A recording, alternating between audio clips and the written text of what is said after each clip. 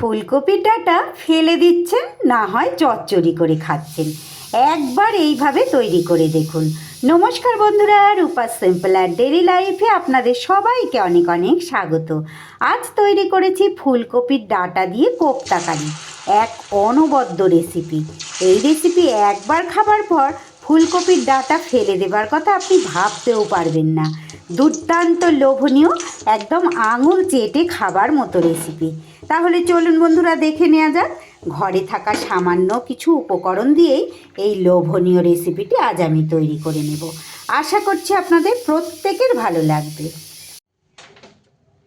রেসিপির জন্য এখানে আমি নিয়েছি একটা তাজা ফুলকপি। ফুলকপিটা আমার লাগবে না কিন্তু বন্ধুরা, নিয়ে নেব আমি পিছনের অংশের এই ডাঁটাটা। আর তারই সাথে এর আগের দিন রান্না করেছিলাম সেই ফুলকপির ডাঁটাটাও আমি এখানে নিয়েছি। আমি একদম পিছনের দিকের অংশের এই ডাঁটাগুলো কিন্তু আমি নেব না, নিয়ে নেব সামনের দিকের এই ডাঁটার অংশগুলো। এই অংশগুলোকে আমি ছোট ছোট টুকরো করে কেটে নেব। এটারও তাই ফুলকপিটা আমি আলাদা রেখে দেব, দিয়ে সামনের দিকের কচি কচি ডাঁটাগুলো আমি ছোট করে একটু কেটে নিয়ে ফিরে আসছি। ডাঁটাগুলো এইভাবে একটু ছোট করে কেটে নিয়েছি। এবার এগুলোকে খুব ভালো করে আমি ধুয়ে নেব।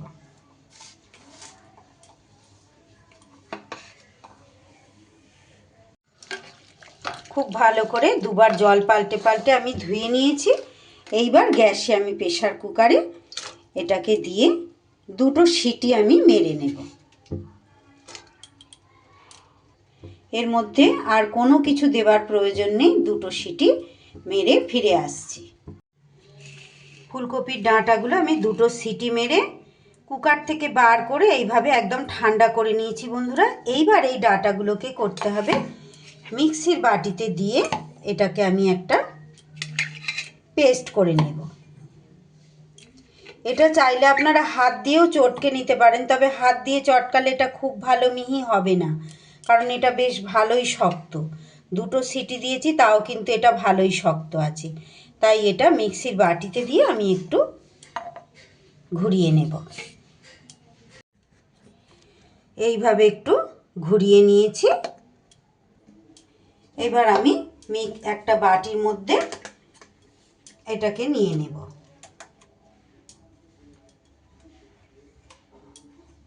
কিছু কিছু পদ্ধতি জানা থাকলে বন্ধুরা সামান্য সামান্য উপকরণগুলো দিয়েও কিন্তু একটা অসামান্য রেসিপি তৈরি করা হয়ে যায়।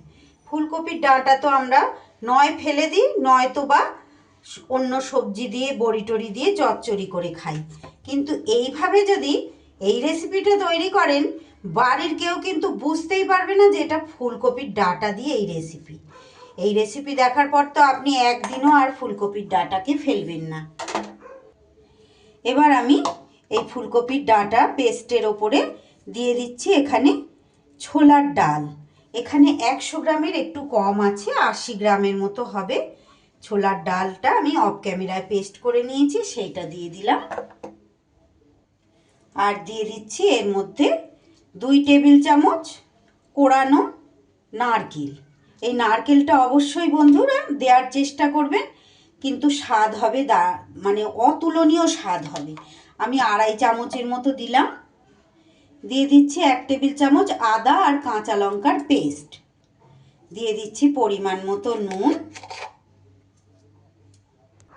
অল্প একটু হলুদের গুঁড়ো, খুব অল্প পরিমাণ ধনের গুঁড়ো, আর দিয়ে দিচ্ছি খুবই অল্প পরিমাণ জিরের গুঁড়ো।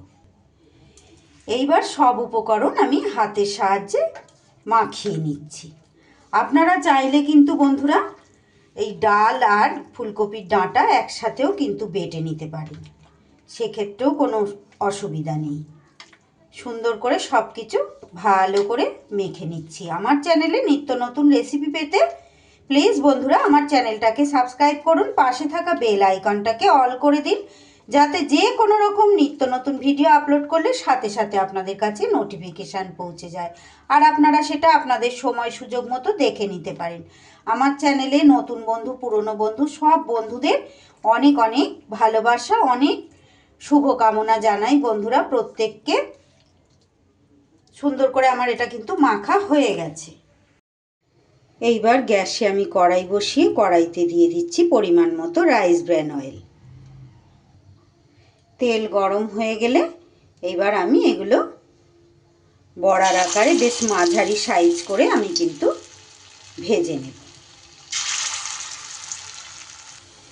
প্রথম ব্যাচে আমার যেই কটা ধরেছে সেই কটাই আমি দিয়েছি বন্ধুরা। দুবার তিনবারে আমি কিন্তু এগুলোকে ভেজে নেব। আমার রেসিপি যদি আজকের রেসিপি আপনাদের ভালো লাগে প্লিজ বন্ধুরা একটা লাইক করে দেবেন, ছোট্ট একটা কমেন্টের মাধ্যমে জানিয়ে যেতে ভুলবেন না যে আমার আজকের এই লোভনীয় রেসিপিটি আপনাদের কেমন লাগলো। একদম একটা ইউনিক রেসিপি আমি শেয়ার করছি বন্ধুরা, আশা করছি আপনাদের প্রত্যেকেরই ভালো লাগবে। আর ভালো লাগলে অবশ্যই বাড়িতে এইভাবে একবার তৈরি করে খেয়ে দেখবেন কতটা লোভনীয় হয়। ফেলে দেওয়া জিনিস দিয়েও যে এত সুন্দর লোভনীয় একটা রেসিপি তৈরি করা যায়, তৈরি করে না খেলে আপনারা বুঝতে পারবেন না। এক পিঠ ভাজা হয়ে গেলে আর এক পিঠ উল্টে পাল্টে সুন্দর করে এইভাবে লাল লাল করে ভেজে নিতে হবে।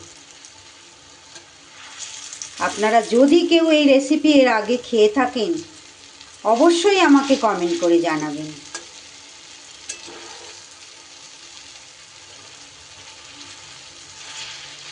ভীষণ লোভনীয় হয়, দারুণ খেতে হয়, খুব সুস্বাদু। যে কোনো নিরামিষ দিনে এই রেসিপি থাকলে বন্ধুরা আর দেখবেন অন্য কোনো কিছু লাগবে না, শুধুমাত্র এটা দিয়ে গরম গরম ভাত খাওয়া হয়ে যাবে, বা রুটি পরোটার সাথেও কিন্তু এটা আপনারা পরিবেশন করতে পারবেন। এতটাই সুস্বাদু হয় খেতে। তাই এখন তো প্রায় প্রত্যেক দিনই বাড়িতে ফুলকপি, বাজার আসলেই ফুলকপি আসছে। দেরি না করে এইভাবে কিন্তু তৈরি করে ফেলুন।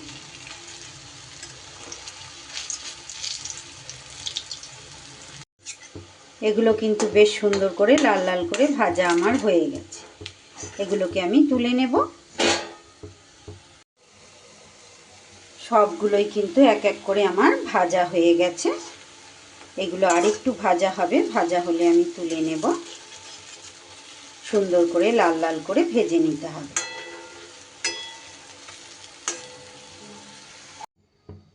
বড়াগুলোকে সব তুলে নিয়ে এইবার বাকি তেলটার মধ্যে বন্ধুরা ফোড়নে দিয়ে দিচ্ছি গোটা একটা তেজপাতা আর একটু গোটা গরম মশলা, তারই সাথে একটু জিরে, যেটা সাধারণত আমরা নিরামিষ রেসিপির মধ্যে ফোড়নে দিয়ে থাকি, সেটাই দিয়ে দিলাম। ফোড়নটা থেকে সুন্দর ভাজা গন্ধ বেরোলে এইবার এর ওপরে দিয়ে দিচ্ছি আমি একটা কেটে রাখা টমেটো। টমেটোটাকে একটু ভালো করে তেলের মধ্যে নাড়াচাড়া করে দেব। টমেটোটা নরম হতে হতে এইদিকে আমি একটা বাটিতে একটা মশলা রেডি করে নেব। সামান্য হাতের কাছে থাকা বেসিক মশলাই কিন্তু আমি রেডি করব। একটা বাটির মধ্যে মশলাটাকে আমি রেডি করে নেব। দিয়ে দিচ্ছি 1 চামচ, 1.5 চামচের মতো দিচ্ছি বন্ধুরা আদা আর কাঁচা লঙ্কার পেস্ট। এরই মধ্যে দিয়ে দিচ্ছি 1 চামচের একটু কম জিরের গুঁড়ো, 1 চামচের একটু কম ধনের গুঁড়ো, দিয়ে দিচ্ছি 1/2 চামচ কাশ্মীরি লঙ্কার গুঁড়ো, আর দিয়ে দিচ্ছি পরিমাণ মতো হলুদের গুঁড়ো। একদম সব কিছু বেসিক মশলা আমি কিন্তু নিলাম বন্ধুরা। এবার এর মধ্যে সামান্য পরিমাণ একটু জল দিয়ে মশলাটাকে একটা সুন্দর পেস্ট আমি তৈরি করে রাখব। এইভাবে তৈরি করে নিলে কিন্তু আগের থেকে রেডি করে তারপরে কড়াইতে দিলে কিন্তু বেশি সুবিধা হয়, মশলাগুলো পুড়ে যাওয়ারও চান্স থাকে না। সব কিছু এইভাবে মিশিয়ে রেডি করে নিলাম। টমেটোটা কিন্তু আমার বেশ ভাজা ভাজা হয়ে গেছে বন্ধুরা। আমি এখানে টমেটোটা কেটে দিয়েছি, আপনারা চাইলে এখানে পেস্ট করেও দিতে পারেন। এইবার এর ওপরে যে মশলাটা রেডি করলাম সেটা দিয়ে দিলাম।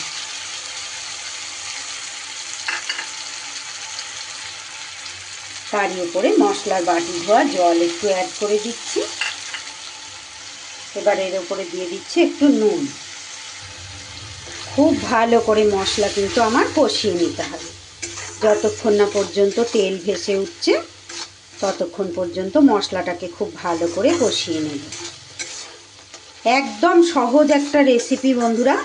এমন অনেক রেসিপি আছে হয়তো আমাদের কাছে অজানা, কিন্তু একবার জানতে পারলে বা একবার যদি তৈরি করতে পারি তারপরে খেতে যে কি অসাধারণ লাগে এটা যদি আপনি বাড়ির কাউকে না বলেন যে ফুলকপির ডাঁটা দিয়ে তৈরি করেছেন, কেউ বুঝতে পারবে না। আপনি তৈরি করে পাতে দিয়ে জিজ্ঞাসা করবেন যে কি খেলেন, কেউ কিন্তু বলতে পারবেন না যে ফুলকপির ডাঁটা দিয়ে এটা আপনি তৈরি করেছেন। আর এত সুস্বাদু, যারা প্রত্যেক দিন রান্না তৈরি করেন, কিভাবে পুরোটা যারা দেখছেন কিভাবে তৈরি করছি, আপনারা তো বুঝতেই পারছেন যে সত্যিই খেতে কতটা সুস্বাদু হবে এইভাবে তৈরি করলে।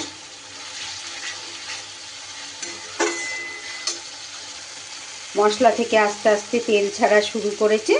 এই পর্যায়ে এখানে দিয়ে দিলাম আমি সামান্য একটু চিনি। চিনিটা আপনারা চাইলে স্কিপ করে দিতে পারেন। যত ভালো করে মশলা কষানো হবে রেসিপির স্বাদ কিন্তু ততই ভালো হবে। প্রত্যেক দিন আমরা যারা রান্না করি তারা তো এটা জানি, যত ভালো কষানো হবে, যত সময় ধরে কষাতে পারবেন মশলাটা, তত কিন্তু রেসিপির স্বাদ ভালো হবে। মশলার মধ্যে একটু আর জলের পরিমাণ নেই আমার, সুন্দর করে কষানো হয়ে গেছে। এইবার আমি দিয়ে দেব এখানে জল। জলের পরিমাণটা একটু বেশিই দিতে হবে, কারণ ওখানে ডাল দিয়ে তো আমি বড়া বা কোপ্তাগুলো তৈরি করেছি, অনেকটাই টেনে নেবে। এবার ঢাকা চাপা দিয়ে আমি 3 থেকে 4 মিনিট গ্রেভিটা ভালো করে ফুটিয়ে নেব।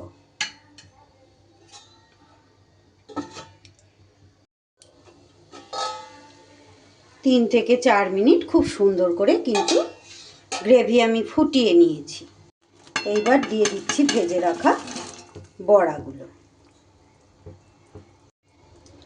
আবারও 2-3 মিনিটের জন্য ঢাকা দিয়ে দিলাম, সুন্দর করে ফুটিয়ে নেব। মিনিট 3 কিন্তু খুব সুন্দর করে আমি ফুটিয়ে নিয়েছি।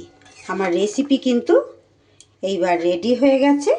সব শেষে আমি এখানে দিয়ে দেব বন্ধুরা, যেহেতু নিরামিষ রেসিপি, স্বাদটা বাড়িয়ে তোলার জন্য দিয়ে দিলাম একটুখানি ঘি, আর তারই সাথে দিয়ে দিচ্ছি একটু গরম মশলা।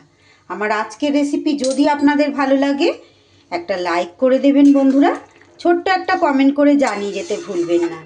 আর যদি ভালো লাগে অবশ্যই বাড়িতে এইভাবে ট্রাই করবেন, আর একটু বন্ধু বান্ধবের মাঝে শেয়ার করে সবাইকে দেখার সুযোগ করে দেবেন। সুন্দর করে মিশিয়ে নিলাম ঘি গরম মশলা। এবার ওপর থেকে আমি ছড়িয়ে দিচ্ছি একটু ধনেপাতা কুচি। ব্যাস, এইবার কিসের সাথে খাবেন, গরম ভাত নাকি রুটি পরোটা? এটা কিন্তু ঠান্ডা হলে গ্রেভি একদম মাখা মাখা হয়ে যাবে। দারুণ স্বাদের লোভনীয় ফেলে দেওয়া ফুলকপির ডাঁটা দিয়েই কিন্তু এত সুন্দর একটা রেসিপি আমার তৈরি হয়ে গেল। এবার আমি গরম ভাতের সাথে পরিবেশন করে দেব। রুটির সঙ্গেও কিন্তু দারুণ জমে যাবে। আজকের রেসিপিটা তাহলে এখানেই শেষ করছি বন্ধুরা। ভালো লাগলে একটা লাইক আর বেশি বেশি করে একটু শেয়ার করে দেবেন। সবাই খুব ভালো থাকবেন, সুস্থ থাকবেন। পুরো রেসিপি দেখার জন্য সকলকে অসংখ্য অসংখ্য ধন্যবাদ।